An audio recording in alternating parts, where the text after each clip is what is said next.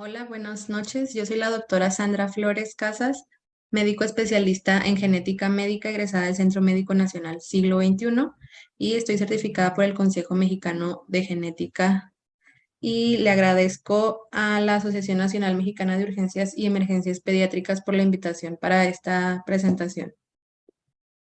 La presentación se titula Paciente con síndrome de Down y sus comorbilidades, abordaje en los servicios de urgencia.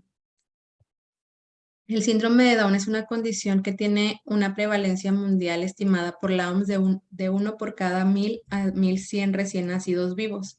Se calcula que hay aproximadamente 6 millones de personas afectadas con esta condición en el mundo y se calcula que aproximadamente el 65 al 80% de los productos que tienen esta condición terminan en aborto espontáneo. Aproximadamente el 32% ocurre entre las 10 semanas de gestación y la fecha probable de parto y aproximadamente 25% entre las 16 semanas y la fecha probable de parto. De aproximadamente el 20 al 25% sobrevive hasta el nacimiento y según estimaciones en Estados Unidos en 2013, la prevalencia fue de 1 por cada 779 recién nacidos vivos. En Europa, en 2015, fue de aproximadamente 1 por cada 2000. Y en México, el último reporte que se tiene es que hay una prevalencia de 1 por cada 650 recién nacidos vivos, lo que nos habla de las medidas que se han tomado tanto para el diagnóstico prenatal como como para la disminución en los nacimientos en estos países que son aún más desarrollados, pues se calcula que en estos países se lleva a cabo la terminación electiva del embarazo cuando se detecta en etapas muy tempranas del embarazo. Para poder hablar acerca de las alteraciones que vamos a tener que estar vigilando en la sala de urgencias, primero debemos conocer las manifestaciones clínicas, pues a pesar de que las conocemos, no siempre son diagnosticadas de forma oportuna e incluso puede que un paciente con esta condición llegue al servicio de urgencias y que no haya sido previamente diagnosticado con alguna de estas comorbilidades que son más frecuentes en el síndrome de Down. Dentro de las alteraciones podemos dividirlas por aparatos y sistemas. En el neurodesarrollo sabemos que es la condición que cursa con discapacidad intelectual más frecuente a nivel mundial. Cursa también con retraso del desarrollo, trastornos del lenguaje e hipoplasia cerebelosa. Dentro de las alteraciones psiquiátricas que vamos a ver más a fondo, predominan la ansiedad y la depresión y alteraciones del comportamiento. Y a nivel neurológico son más propensos a desarrollar una enfermedad de tipo Alzheimer en edades muy tempranas y epilepsia. Las características craniofaciales en el paciente con síndrome de Down le van a condicionar que tenga ciertas comorbilidades y que tenga una mayor frecuencia de alteraciones también infecciosas que van a ser recurrentes y van a ser motivos de consulta en la sala de urgencias. Eh, las características craniofaciales vamos a verlas ahorita en una imagen para explicarlas detalladamente. A nivel sensitivo puede presentarse una mayor frecuencia de desordera neurosensorial y conductiva. Y a nivel oftalmológico, los errores de refracción, las cataratas y el queratocono y la ambliopía son alteraciones más de las que más se reportan en estos pacientes. A nivel cardiovascular, aproximadamente el 50% de los pacientes presentan cardiopatías congénitas, especialmente aquellas que cursan con alteraciones de los septos atriales y ventricular. Y en el caso de las alteraciones musculoesqueléticas, la inestabilidad atlantoaxial y la hipotonía son son características que se deben de tomar muy en cuenta en estos pacientes porque pueden condicionar algunas complicaciones en la sala de urgencias. Ahorita lo vamos a mencionar con más detalle más adelante. Y otras alteraciones que se deben de monitorizar porque muchas veces no vamos a tener manifestaciones clínicas muy evidentes son los desórdenes hematológicos, la disfunción inmunológica y también alteraciones autoinmunes como el hipotiroidismo, que tiene riesgo durante toda la vida, la enfermedad celíaca, alopecia, un mayor riesgo de diabetes mellitus tipo 1 y psoriasis. Y en cuanto a las alteraciones respiratorias, estas van muy de la mano con lo que ya comentábamos acerca de la morfología craneofacial de estos pacientes, con una mayor frecuencia de infecciones del tracto respiratorio y apnea obstructiva del sueño. En esta imagen podemos ver las características craneofaciales de los pacientes que condicionan que tengan una mayor propensión a desarrollar infecciones del tracto respiratorio superior. Vemos las características más distintivas de esta condición, que son la presencia de picanto, el perfil facial que es más aplanado en estos pacientes por hipoplasia malar. Vemos el puente nasal ancho y deprimido. Las fisuras palpebrales que van a estar dirigidas en sentido superior, van a ser oblicuas en sentido superior. Y en muchos casos se ha mencionado, se menciona en algunos lugares que cursan con macroglosia, sin embargo, no es realmente una macroglosia, sino que el tamaño de su cavidad oral es más pequeño y por lo tanto condiciona que haya una mayor protrusión lingual, aunado a la hipotonía con la que cursan estos pacientes. Y si vemos también hay cierta desproporción aquí como un maxilar inferior más pequeño. Los pabellones auriculares tienden a ser displásicos, no siempre, pero podemos observar pabellones auriculares más pequeños con cierta rotación posterior, también con una implantación baja y el cuello corto, que es de las características a tomar en cuenta en cuanto a la inestabilidad atlantoaxial, que es una de las situaciones que habrá de tomarse en cuenta en el caso que se tenga que llevar a cabo una intubación en estos pacientes. Y a nivel de las extremidades, bueno, en la mano, no es una regla, pero se ha visto que en la mayoría de los pacientes se observa este pliegue palmar transverso único, ¿sí? Pero su ausencia no exime de realizar el diagnóstico de síndrome de Down. Vemos también los dedos que son más cortos, los deditos más anchos, la clinodactilia, que es aquí observamos la presencia de un único pliegue de flexión a nivel interfalángico, esto por hipoplasia de la falange intermedia, de la falange media, perdón, del quinto dedo. Y a nivel de los pies, podemos observar pues pliegues un poquito más profundos, la separación, incremento del espacio entre el primero y el segundo dedo de los pies, que son de las características más distintivas. Y aquí otras imágenes de pacientes con esta condición, con síndrome de Down, el perfil facial aplanado, las pabellones auriculares de implantación baja, ¿sí? La tendencia a mantener la boquita abierta con la protrusión lingual, ¿sí? Y pues esta hipoplasia malar que también les condiciona mayor propensión a infecciones respiratorias.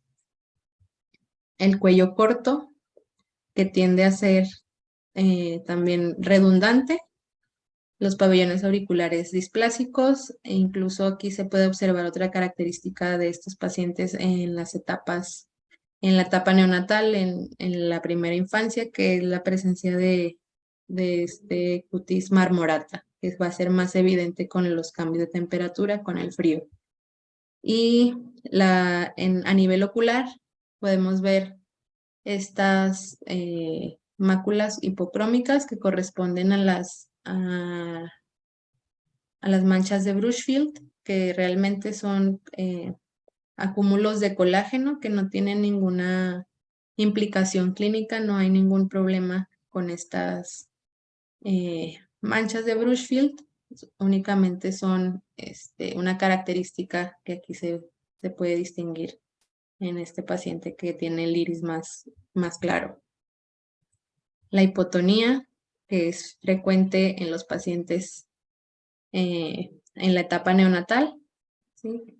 Que esto pues sí eh, hace que y justifica que se lleve a cabo una estimulación temprana, terapia física, para poder disminuir el retraso del desarrollo psicomotor, que por sí es también una característica en estos pacientes. Y en la imagen inferior de la derecha podemos observar una de las características del síndrome de Down, que es el incremento de las características craneofaciales con el llanto. ¿Sí? Si podemos observar a la izquierda, está el bebé en reposo, pero aquí con el llanto podemos observar que se marcan todavía más estas características del síndrome de Down. Con relación a las características craneofaciales que ya les venía comentando, pueden presentar microcefalia, maxilares hipoplásicos, occipital plano, braquicefalia y una cara pequeña. Esto en urgencias tiene implicaciones, puesto que tienen por esta conformación craneofacial un incremento en la frecuencia de procesos infecciosos, principalmente a nivel de vías respiratorias altas y de otorrinolaringología. Y esto se debe en gran parte a la hipotonía también, aunado a estas características craneofaciales, a la protrusión lingual, hipertrofia adenoidea, a la hipoplasia nasal, el paladar que tiende a ser también estrecho en estos pacientes y tendencia a la laringomalacia. Con relación al crecimiento y desarrollo, los pacientes con síndrome de Down pueden ser prematuros con un peso y talla bajos y presentan retraso del crecimiento en la etapa postnatal. Lo importante aquí es que hay curvas de crecimiento especiales para síndrome de Down. De hecho, hay curvas eh, que ya se han hecho específicas para población mexicana y es importante que el pediatra, el pediatra o el médico que lleva su control de niño sano tenga en cuenta estas gráficas para evitar que haya una mala interpretación de las medidas antropométricas en estos pacientes, puesto que son diferentes a las de la población general. En cuanto a problemas de alimentación y dificultad para ganar peso, estos pacientes, si bien tienen estos problemas en la etapa neonatal, en la adolescencia van a tener una tendencia a la obesidad. En cuanto en cuanto a lo endocrinológico, el perfil tiroideo se encuentra normal en más del 50% de los pacientes y el hipotiroidismo suele presentarse en aproximadamente 20 a 40% de los pacientes y suele ser subclínico hasta en el 60% de los pacientes con síndrome de Down. El hipotiroidismo, si bien es menos frecuente, también se debe tomar en cuenta para realizar la búsqueda intencionada y este riesgo de desarrollar la enfermedad tiroidea, ya sea hipo o hipertiroidismo, permanece durante toda la vida del paciente y el riesgo de desarrollar una disfunción tiroidea que sea de origen autoinmune va a incrementar con la edad de aproximadamente 50% a los 45 años de edad. A nivel cardiovascular, esta tabla nos muestra los tipos de cardiopatías más frecuentes a nivel mundial y en México. A nivel mundial tenemos que la más frecuente es el canal atrioventricular y en nuestro país la comunicación interauricular es la que ocupa el primer lugar, seguida de la comunicación interventricular. También se puede presentar otras cardiopatías congénitas como la tetralogía de Fallot o la persistencia del conducto arterioso.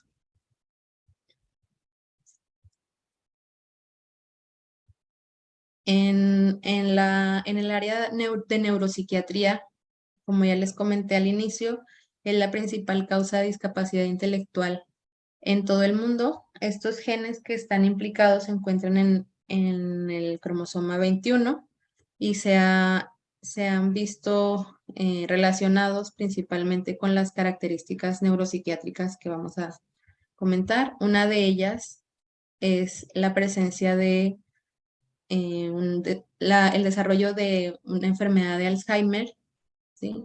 Que suele ser de inicio muy temprano. Esta se debe a la triple dosis de la proteína precursora de amiloide en estos pacientes que se encuentra en el brazo largo del cromosoma 21, en la región crítica del síndrome de Down. Y la presencia de esta triple dosis lleva a una sobreexpresión del gen y por lo tanto un aumento en la producción de proteína precursora de amiloide, ¿sí? Que además, a esta situación de la proteína precursora de amiloide, los pacientes con trisomía 21 suelen tener todas estas características con envejecimiento prematuro, estrés oxidativo, trastornos autoinmunes, cáncer, enfermedades vasculares y demencia, lo que incrementa todavía más la gravedad de esta condición en los pacientes. Se ha visto que aproximadamente el 77% de los pacientes con síndrome de Down desarrollan Alzheimer entre los 60 y los 69 años y por encima de los 70 años ya el 100% de los pacientes con síndrome de Down se encuentran afectados con esta comorbilidad. Los trastornos psiquiátricos tienen una prevalencia aumentada en comparación con la población general para el trastorno de depresión y ansiedad. Y también existe un trastorno desintegrativo del síndrome de Down, donde los pacientes van a dejar de hacer cosas de forma autosuficiente y se ha visto relacionado, que no se sabe su origen exacto, se ha visto relacionado con otros trastornos como la depresión. Del 10 al 15% de los pacientes con síndrome de Down van a cursar con trastorno del espectro autista y aproximadamente el 6% tiene trastorno por déficit de atención e hiperactividad.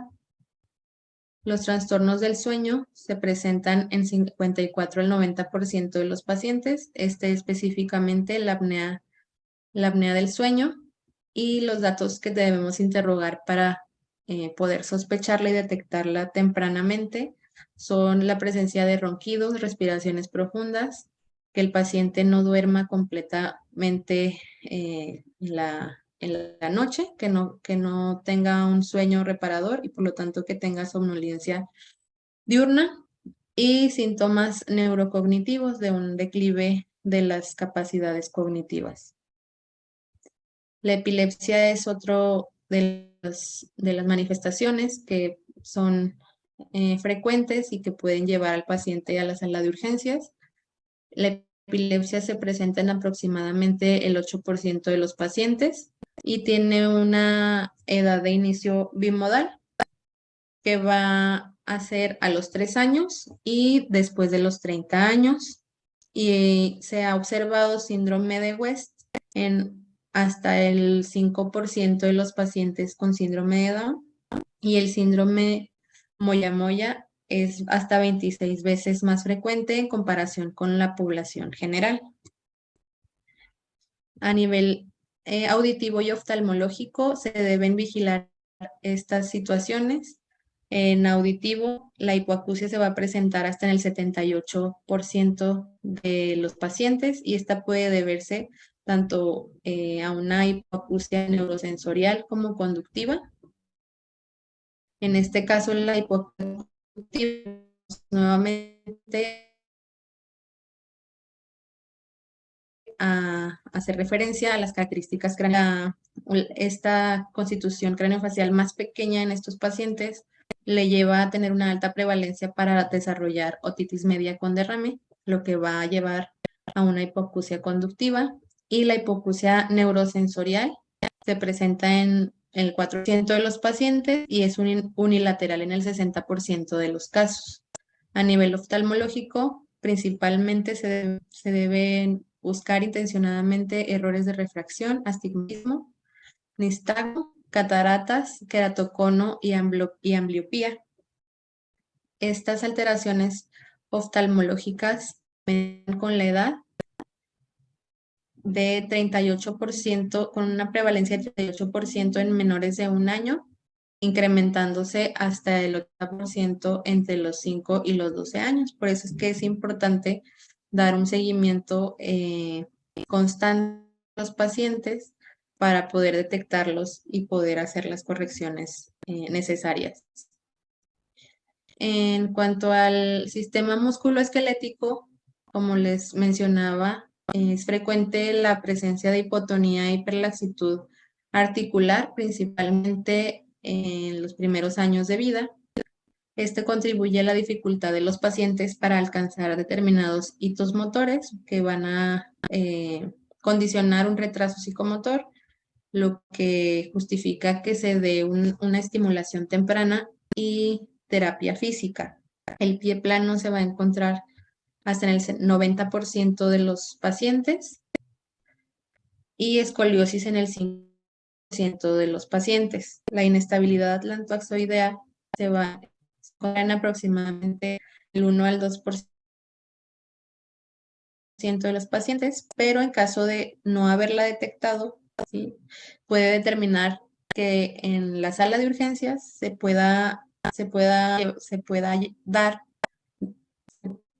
dar daño medular al manipular el cuello en emergencias o la intubación cuando se requiere anestesia para cuando se realiza la hiperextensión. La hipotonía, que les mencionaba también, puede dificultar la intubación y esto contribuye a que haya una mayor frecuencia de broncoespasmo tras la extubación.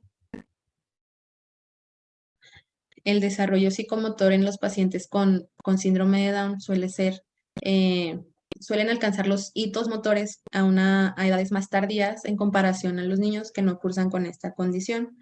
La sedestación se ha visto un rango para lograrla entre los 6 y los 30 meses, la bipedestación entre el año y los 4 años, las primeras palabras entre el año y los 3 años, y el control de esfínteres incluso se ha visto que se logra hasta los 7 años de edad. Con relación al sistema hematológico, estos pacientes tienen 20 veces mayor riesgo de cursar con trombocitopenia y policitemia en la etapa neonatal, que estos generalmente se resuelven a las 8 semanas de vida. Y otro dato muy importante a considerar, y por lo que se realizan evaluaciones semestrales en los primeros 6 meses de vida, en el primer año de vida, perdón, y anuales a partir del año de vida de seguimiento de biometría hemática, es el riesgo 20 veces mayor de desarrollar leucemia linfoblástica aguda en los primeros 5 años de vida. ¿Sí? Estos pacientes también en la etapa neonatal tienen hasta el 30% de estos pacientes tienden a desarrollar un trastorno mieloproliferativo transitorio, que este se va a presentar dentro de los primeros 3 meses de vida y suele resolverse espontáneamente. Los que no se resuelven, de este 30% que no se resuelve, a su vez, el 30% se ha visto que puede desarrollar leucemia megacarioblástica M7, que es específica del síndrome de Down. Y Esta proporción es 500 veces mayor que los pacientes que la población general y se puede desarrollar en una media de 1.2 a 1.5 años a partir de que no se resolvió el trastorno mieloproliferativo transitorio en el recién nacido. Y en cuanto a tumores sólidos, estos pacientes tienen menor riesgo para tumores sólidos en relación a los pacientes que no tienen síndrome de Down. El sistema inmunológico es otra de las situaciones que se ve afectada y por lo cual eh, produce que haya una mayor frecuencia de infecciones respiratorias principalmente, porque estos pacientes suelen tener un timo más pequeño, lo que lleva a deficiencia de células T, ¿sí? Y también pueden tener deficiencia de células B. Y en estos pacientes, si bien hay esta disregulación inmunológica, no hay ninguna contraindicación para las inmunizaciones, por lo tanto, los pacientes con síndrome de Down deben ser inmunizados para poder evitar las enfermedades prevenibles por esta medida.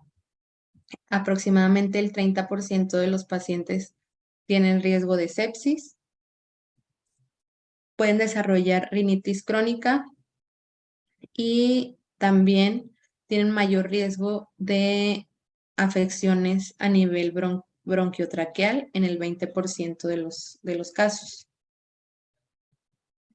A nivel gastrointestinal, puede haber tanto alteraciones estructurales como funcionales. Las estructurales, la principal de ellas es la atresia duodenal, que se presenta hasta en el 13% de los pacientes, seguida de la estenosis o atresia anal, hasta en el 4% de los pacientes, atresia esofágica o traqueosofágica el 4% de los pacientes y la enfermedad de Hirschsprung entre el 1 y el 3% de los pacientes. Las alteraciones funcionales de las que más se ha reportado es constipación y el reflujo gastroesofágico, pero una de las más importantes es la enfermedad celíaca, que se presenta hasta en el 7.5% de los pacientes. A nivel renal y genitourinario, las anomalías congénitas se presentan hasta en el 4% de los pacientes, que son 4 a 5 veces más frecuentes que la población general. Pueden presentarse valvas uretrales posteriores, pielectasia y megaureter, hipoplasia renal, ectopia renal y la prevalencia de enfermedad renal crónica hasta en el 4.5 de los pacientes, así como criptorquidia o cadias. La dermatitis atópica se presenta hasta en el 56% de los pacientes y hay un incremento en la prevalencia de la dermatitis seborreica en comparación con la población general. Los pacientes con síndrome de Down llega a ser hasta el 36% y la alopecia areata hasta en el 11% de los pacientes y se asocia a vitiligo. Otro punto que casi nunca se toca en las manifestaciones del síndrome de Down son los odontológicos que hay que tomar en cuenta porque tienen una dentición retrasada. El primer diente va a aparecer entre los 12 y los 20 meses y la dentición temporal se va a completar aproximadamente a los 5 años, pero es importante tomar en cuenta que estos pacientes tienen una frecuencia 10 veces mayor de presentar agenesia dental en la dentición permanente. Finalmente, bueno, aquí les muestro el seguimiento que se debe dar a los pacientes, el recomendado por la Academia Americana de Pediatría, donde dependiendo de la etapa en que se encuentre el paciente, en la etapa neonatal, clínica y las posibles comorbilidades desde el nacimiento, se tiene que hacer una cita y la etapa neonatal dentro del primer mes de vida, valoración por cardiología pediátrica con realización de ecocardiograma transtásico, la evaluación por oftalmología para la búsqueda muy intencionada de catarata congénita, la realización de potenciales de tallo cerebral y evaluación por endocrinología dentro de los laboratorios se debe evaluar la biometría hemática con la finalidad de detectar o descartar la presencia del trastorno mieloproliferativo transitorio y el perfil tiroideo, como les mencioné en la presentación, debido a que hay un riesgo durante toda la vida de disfunción tiroidea, se tiene que realizar prácticamente durante toda la vida. En la etapa neonatal, pues dentro del primer mes de vida. Aquí van cambiando algunas de las determinaciones que se deben realizar: el perfil tiroideo a los 6, a los 12 meses y posteriormente de forma anual. Y aquí algunas otras valoraciones que se realizan dependiendo de la edad. Aquí, por ejemplo, ya entre el mes de vida y el año de vida, ya entraría aquí la vigilancia para la apnea del sueño y pues es que las inmunizaciones estén completas. Como menciono, no hay ninguna contraindicación en los niños con síndrome Down. Entre el año y los 5 años de edad, debido al alto riesgo de la enfermedad celíaca, también se considera dentro de los laboratorios o de las determinaciones a realizar la búsqueda de anticuerpos antitransglutaminasa. Y en las valoraciones, en la exploración física, buscar datos de inestabilidad atlantoxoidea con radiografías a partir de los 3 años de vida y evaluaciones por psiquiatría. Y si bien las alteraciones cardiovasculares, o en este caso las cardiopatías congénitas, pues las dentro del primer mes de vida, si aquí observamos, a partir de los 13 a los 21, entre los 13 y los 21 años de edad, también se debe hacer una evaluación cardiológica anual, debido a que estos pacientes tienen riesgo de desarrollar alteraciones valvulares, ¿sí? Que si bien si un paciente no presentó una cardiopatía congénita, no lo exime de desarrollar una alteración a nivel valvular. Y sería de mi parte. Muchas gracias.